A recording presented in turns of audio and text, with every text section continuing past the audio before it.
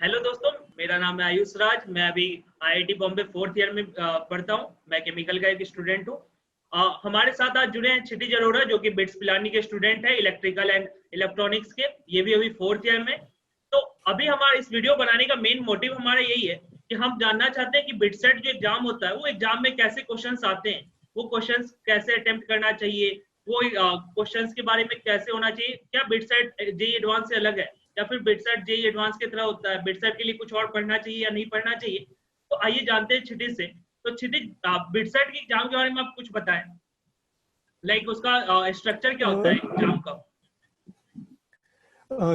जैसे बिटसैट में जैसे एडवांस में हर साल हम देखते हैं कि क्वेश्चंस का नंबर चेंज होता रहता है और अलग अलग टाइप के क्वेश्चन होते हैं, जैसे मल्टीपल करेक्ट क्वेश्चंस होते हैं, इंटीजर टाइप होते हैं। वैसा नहीं होता बिटसैट में। क्वेश्चंस का ऑर्डर फिक्स्ड है कि 150 क्वेश्चंस ही आते हैं हर साल, सिंगल करेक्ट +3 -1 टाइप के। इनमें डिस्ट्रीब्यूशन ऐसा रहता है कि सबसे ज्यादा मैथ्स के रहते हैं 45, followed by physics and chemistry having 40 questions. और फिर इसमें एक नई चीज होती है जो जेई मेंस और एडवांस में नहीं देखते हम, कि यहाँ पर इंग्लिश और लॉजिकल रीजनिंग भी पूछा जाता है। इंग्लिश के होते हैं 10 क्वेश्चंस और लॉजिकल रीजनिंग के होते हैं 15 क्वेश्चंस। तो टोटल 15 क्वेश्चंस 3 आवर्स, तो एग्जाम का टोटल 450 मार्क्स का रहता है। ओके, मतलब ऐसा नहीं है कि जैसे मैं एग्जाम सेंटर पे गया जेईई एडवांस के टाइम, वहां पता चला कि +3+1 नहीं है, यहाँ 450 नंबर का +4। एग्जाम आ गया। ये सरप्राइज वहां पे नहीं मिलेगा हमें। नहीं नहीं और नहीं, फिक्स रहता है और सब कुछ। ओके। और जैसा कि मैथ्स में 45 क्वेश्चन होता है, तो आई थिंक मैथ्स का बहुत ज्यादा हाँ वेटेज है यहाँ पर। और इसके साथ साथ रीजनिंग और इंग्लिश का भी हमें थोड़ा सा चेक किया जाता है, वो आई थिंक बेसिक ही रहता होगा।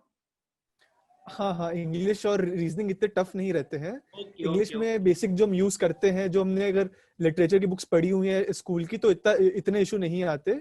लॉजिकल रीजनिंग भी इजी ही है, पर अगर किसी को प्रैक्टिस कभी करनी हो तो जो बेसिक ऑनलाइन सवाल होते हैं एप्टीट्यूड या फिर एनटीएससी लॉजिकल एबिलिटी के, वो प्रैक्टिस करके आराम से हो सकता है ये सेक्शन भी। Okay okay.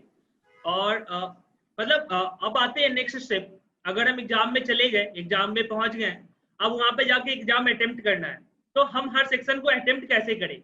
लाइक वो एक जनरल थॉट बता सकते हो क्या कि हम अटेम्प्ट कहाँ से शुरू करें? कोई एक स्टूडेंट जो कि एक जनरल स्टूडेंट है, एक एवरेज स्टूडेंट है, उसको कैसे एग्जाम स्टार्ट करना चाहिए, क्योंकि ये बहुत ही महत्वपूर्ण डिसीजन होता है किसी भी स्टूडेंट के लिए। तो देखिए, जैसे जो भी जेई या बिटसैट का प्रिपेयर कर रहा होगा, उसने फिजिक्स केमिस्ट्री मैथ्स तो पढ़ा ही होगा 2 साल अच्छे से। तो जब आप पेपर स्टार्ट करें तो मेरा सजेशन तो ये था कि मैथ्स थोड़ा सिंस कंज्यूमिंग टाइम कंज्यूमिंग होता है, तो उसको थोड़ा बाद में रखिए और फिजिक्स केमिस्ट्री में जो आपको ज्यादा पसंद है उससे आप स्टार्ट करिए। क्योंकि अगर आपका स्टार्ट अच्छा रहता है तो आप एक अच्छे फ्लो में आके पेपर अच्छे से सॉल्व कर पाते हैं पूरा। तो मैंने ऐसे ही मेरे को फिजिक्स काफी ज्यादा पसंद था, इसलिए फिजिक्स से स्टार्ट करा था। फिजिक्स स्टार्ट करने के बाद फिर केमिस्ट्री, या इसको उल्टा केमिस्ट्री स्टार्ट करके फिजिक्स पे जाइए। इसके बाद आप एक बार जाके इंग्लिश और लॉजिकल रीजनिंग चेक कर लीजिए, क्योंकि इसमें टाइम बहुत कम लगता है।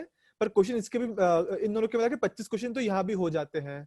तो अगर आप इसको टाइमली कर लेंगे तो आपके पास मैथ्स के लिए टाइम बच पाएगा एंड में, तो लास्ट में आराम से आप मैथ्स अटेम्प्ट कर सकते हैं, क्योंकि उसमें क्वेश्चंस ज्यादा रहते हैं। तो मेरे अकॉर्डिंग तो ऐसा ही जो ऑर्डर आपको कन्वीनियंट लगे उसको आपको फॉलो करना चाहिए। ओके, आई थिंक मतलब इसका मेन मोटिव आई थिंक यही था कि मैथ्स में हम ज्यादा टाइम दे सके, क्योंकि अगर उसमें ज्यादा क्वेश्चन है, अगर ज्यादा वेटेज है, क्वेश्चंस भी आई थिंक बाकी फिजिक्स केमिस्ट्री के कंपेरेटिवली थोड़ा इजी ही रहता है मैथ्स का।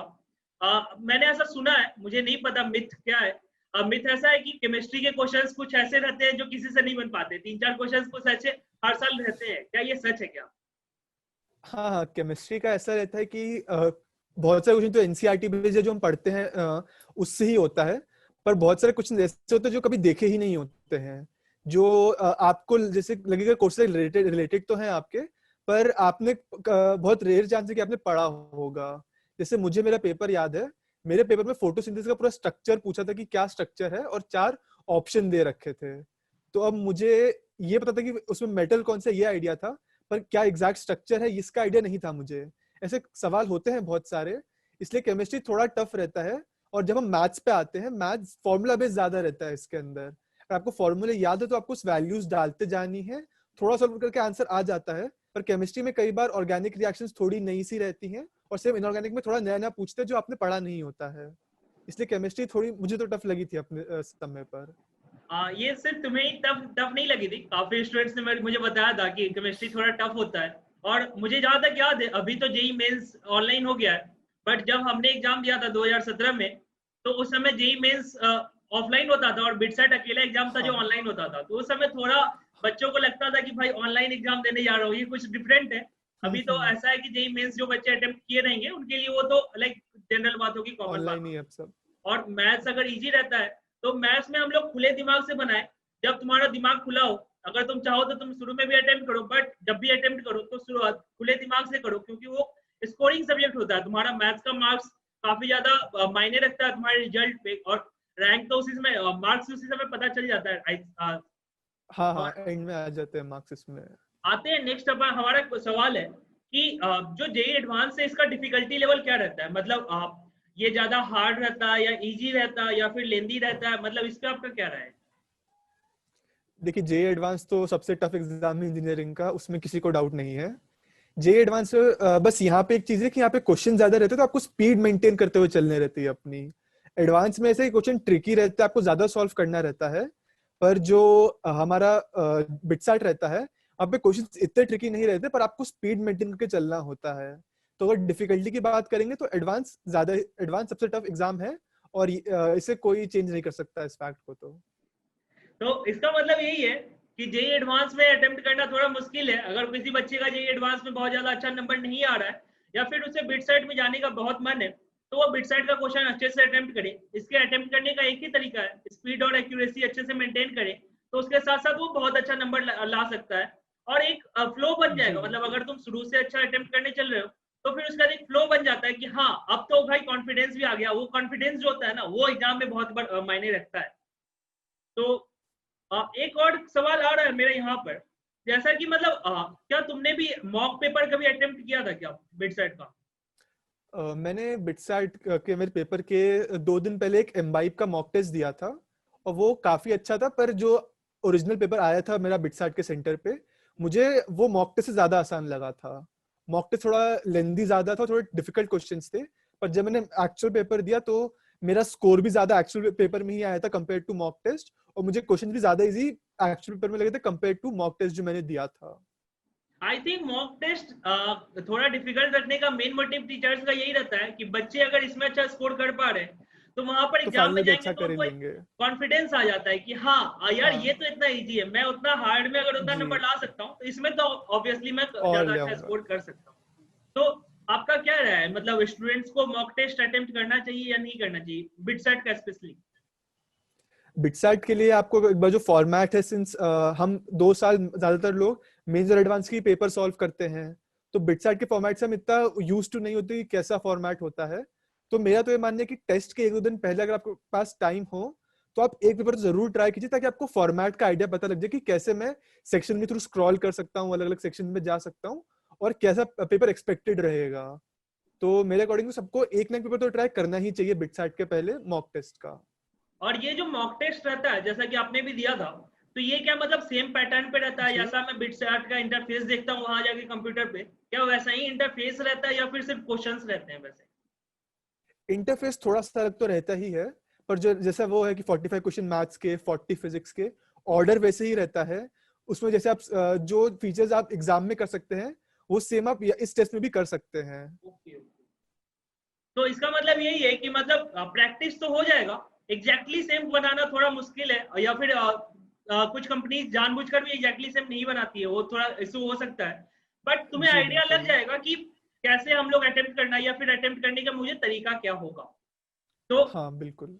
आते हैं नेक्स्ट स्टेप हमारा है कि हम अपनी एफिशिएंसी को कैसे अच्छा कर सकते हैं। जो हमारा एफिशिएंसी है कोई भी क्वेश्चन अटेम्प्ट करने का, तो वो एफिशिएंसी हम मेंटेन करना है या फिर एफिशिएंसी अगर किसी को बढ़ानी हो तो वो क्या कैसे बढ़ा सकते हैं? देखिए, इसका तो यही है कि जितना आप पढ़ेंगे पहले, उतना आपको पेपर में फायदा होने वाला है।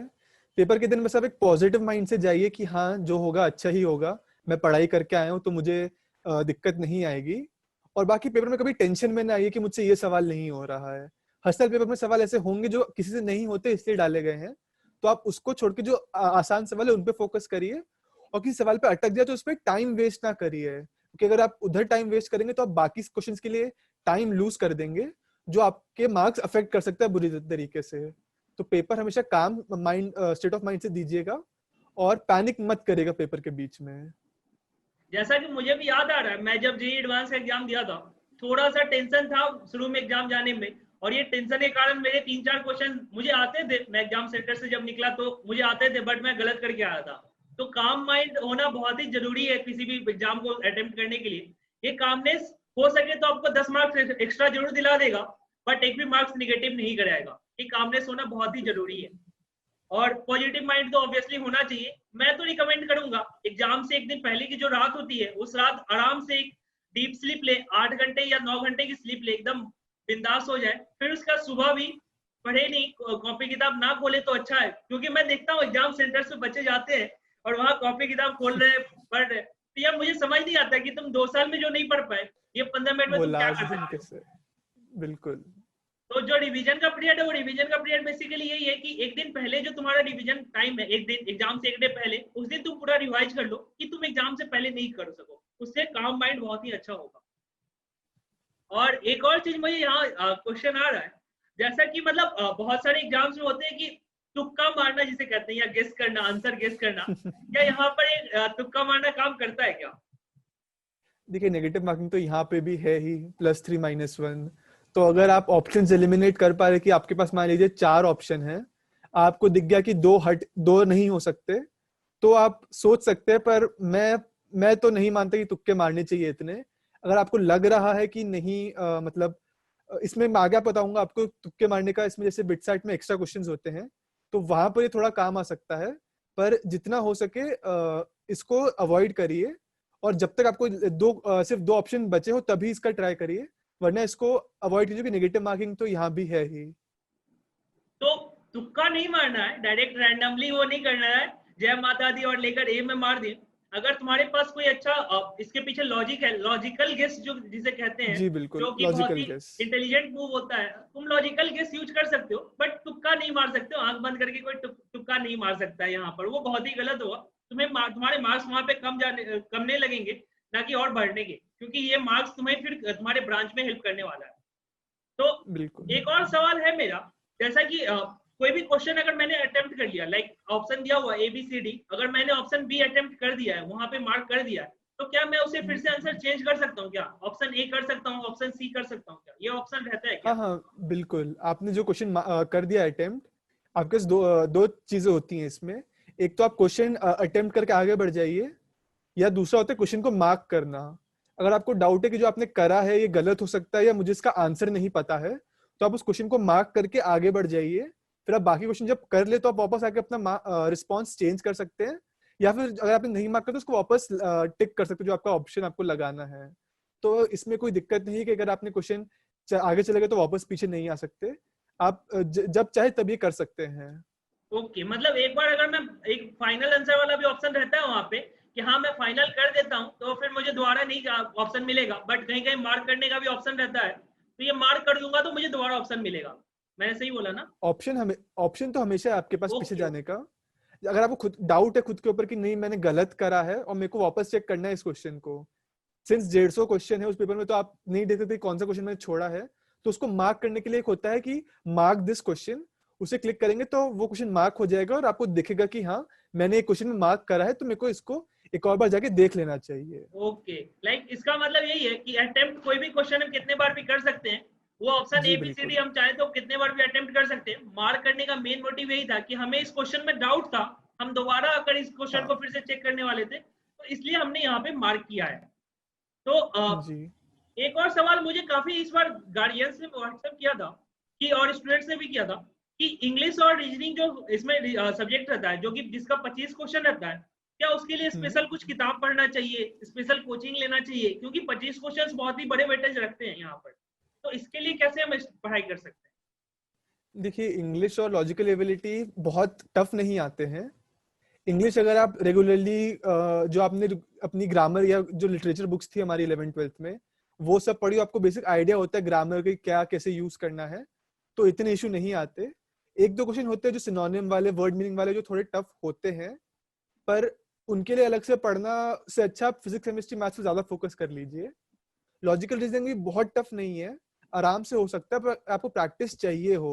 तो जैसे एनटीएससी में मेंटल एबिलिटी होता था हमारा एक सेक्शन, आप उसके थोड़े से क्वेश्चन लगा देख लीजिए ऑनलाइन, या फिर ऑनलाइन एप्टीट्यूड क्वेश्चन सर्च कर लीजिए तो वो लगा लीजिए। तो इसके लिए अलग से बहुत प्रैक्टिस नहीं करनी होती आपको। अगर कभी आपके पास टाइम बचे तो आप थोड़ा देख सकते हैं लॉजिकल एबिलिटी को। इंग्लिश की तो जरूरत नहीं पड़ेगी आपको कुछ देखने के लिए एक्स्ट्रा।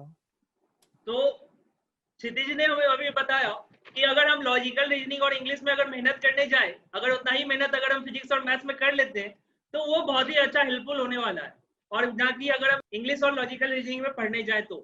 क्योंकि लॉजिकल रीजनिंग या इंग्लिश जो होता है वो जनरल इंग्लिश और लॉजिकल रीजनिंग होता है। अगर किसी स्टूडेंट्स को आता है तो वो मार्क कर लेगा, अगर नहीं आता तो वो नहीं आएगा, क्योंकि उसके पीछे मुझे 15 दिन की मेहनत नहीं देनी है। वो 15 दिन की मेहनत अगर मैं फिजिक्स को ब्रश अप करने के लिए लगा दूं तो मेरा फिजिक्स में अच्छा मार्क्स आना शुरू हो जाएगा। तो मैं अभी पार्ट बाय पार्ट जाता हूँ सब सेक्शंस पे कि टाइप्स ऑफ क्वेश्चंस कैसे कैसे रहते हैं। तो पहला सेक्शन हम आते हैं मैथ्स पे कि मैथ्स में डिफिकल्टी लेवल क्या रहता है, क्योंकि उसका सबसे ज्यादा वेटेज है। 45 क्वेश्चंस और किसी सब्जेक्ट से नहीं आते, तो इसका डिफिकल्टी लेवल क्या रहता है एक बार शुरू में भी आपने बताया था, बट स्पेशली इसे बता देते हैं। और अटेम्प्ट कैसे करना चाहिए, एक बार लाइक सीक्वेंस में जाना चाहिए या फिर उसे मार्क करते जाना चाहिए कि एक इजी एक हार्ड है, तो कैसे आगे बढ़ना चाहिए? देखिए मैथ्स जो बिटसैट में आता है वो एडवांस इतना टफ तो नहीं होता, फॉर्मूला बेस्ड काफी रहता है।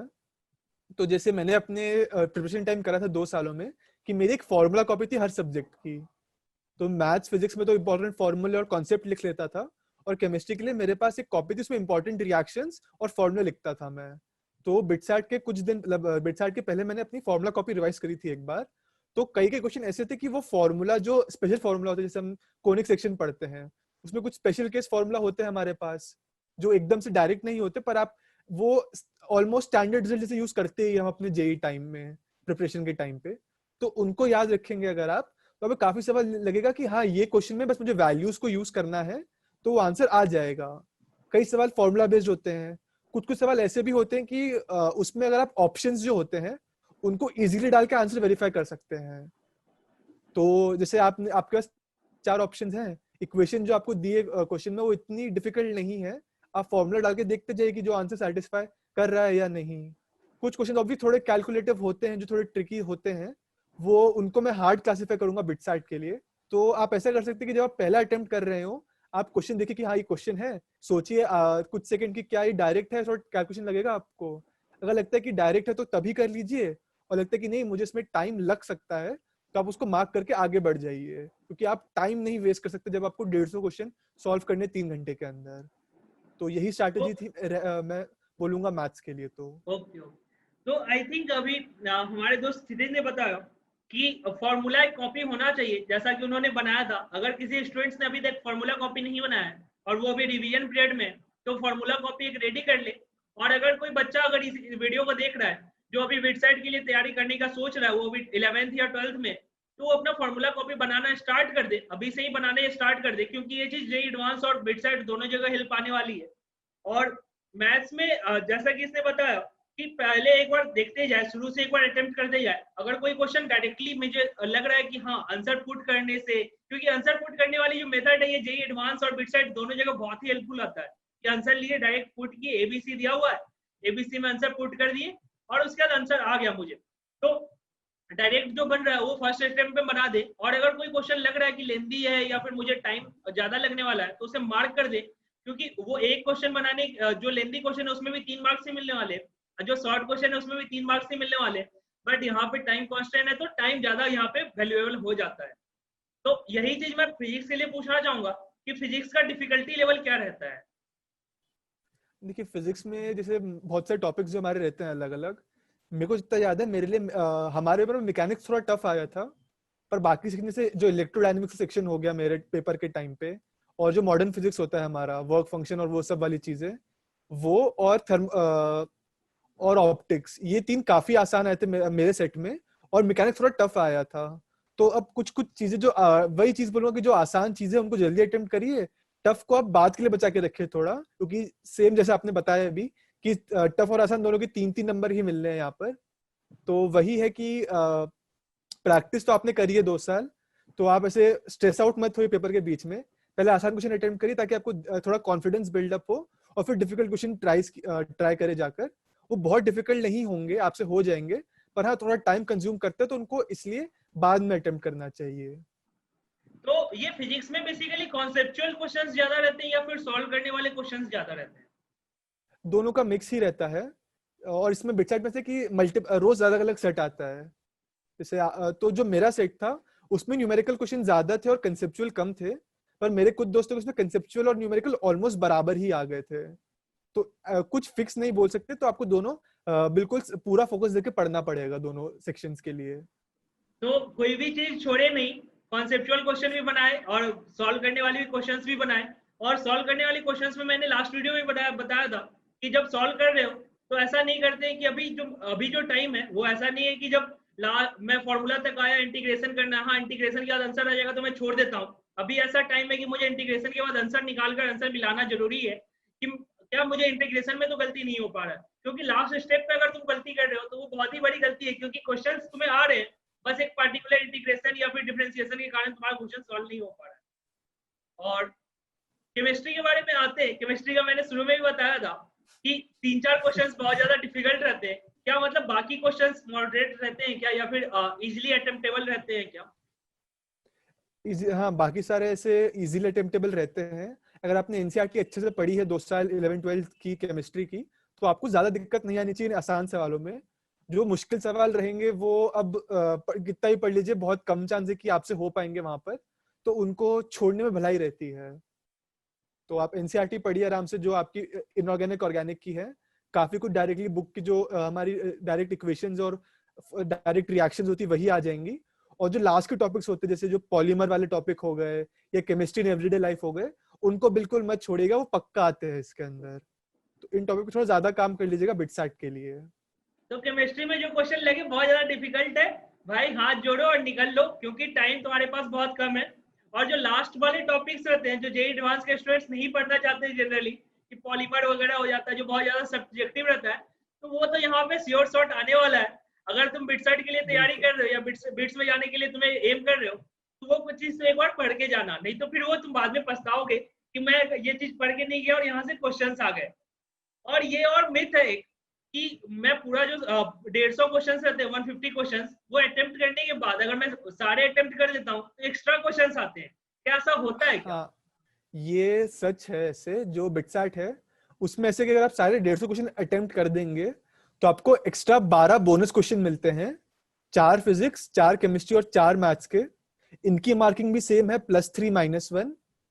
और पर कंडीशन इनकी यही है कि आपको पहले 150 क्वेश्चन सारे अटेम्प्ट करने हैं बिना कुछ भी छोड़े, फिर ही आप इनको अनलॉक कर सकते हैं। और इनके लिए आपको एक्स्ट्रा टाइम नहीं मिलेगा, आपको उस 3 घंटे के अंदर ही इन 12 क्वेश्चन के लिए एक्स्ट्रा टाइम निकालना पड़ेगा। तो ये होता है।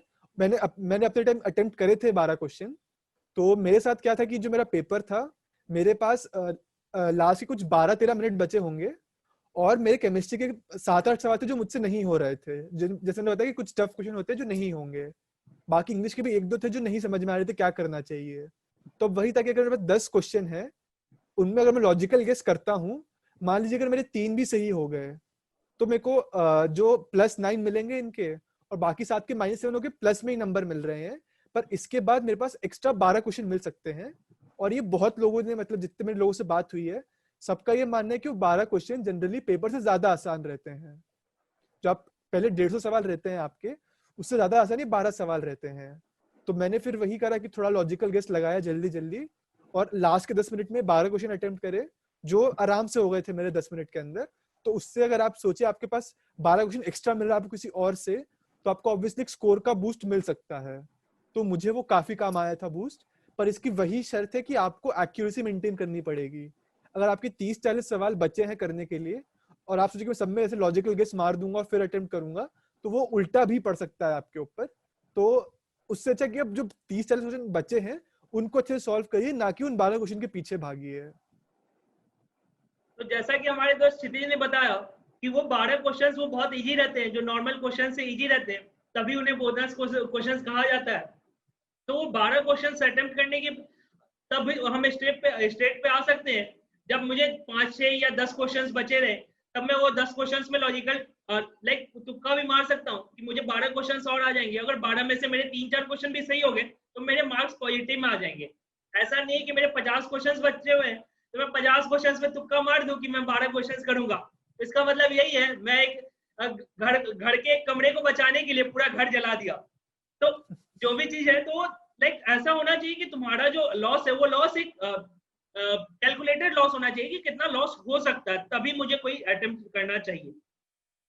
तो आप इसी के साथ हम ये चीज खत्म करते हैं। लास्ट में हम आपसे कुछ जानना चाहेंगे कि आपके कुछ पर्सनल टिप्स हो जो आपने अटेम्प्ट किए हो, क्योंकि आप इलेक्ट्रिकल और इलेक्ट्रॉनिक्स में के स्टूडेंट हो, तो आपके भी मार्क्स काफी अच्छे होंगे, तभी इतना अच्छा ब्रांच आपको मिला है।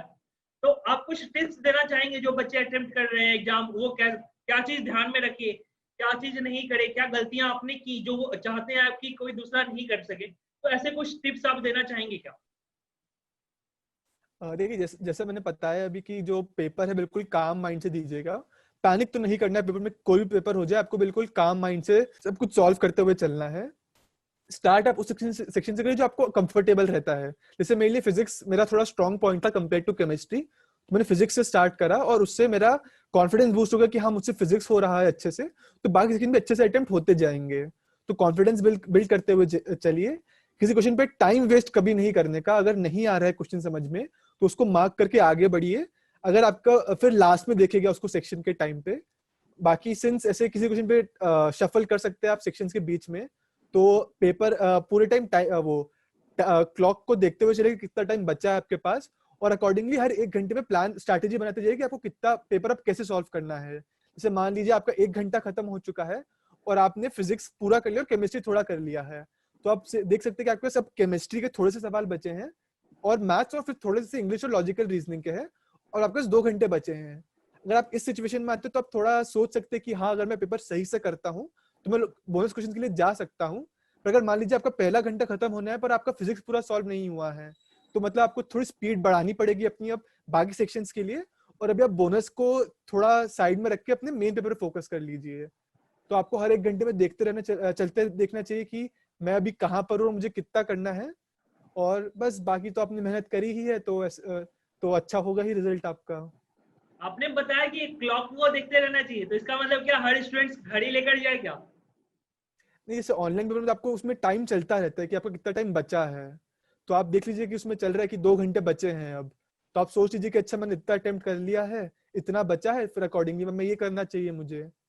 ओके ओके, इसका मतलब मुझे स्क्रीन पे दिखता रहेगा कि मुझे कितना टाइम बचा हुआ है, तो उस हिसाब से मैं अपने जी एक्यूरेसी को बढ़ा घटा सकता हूँ।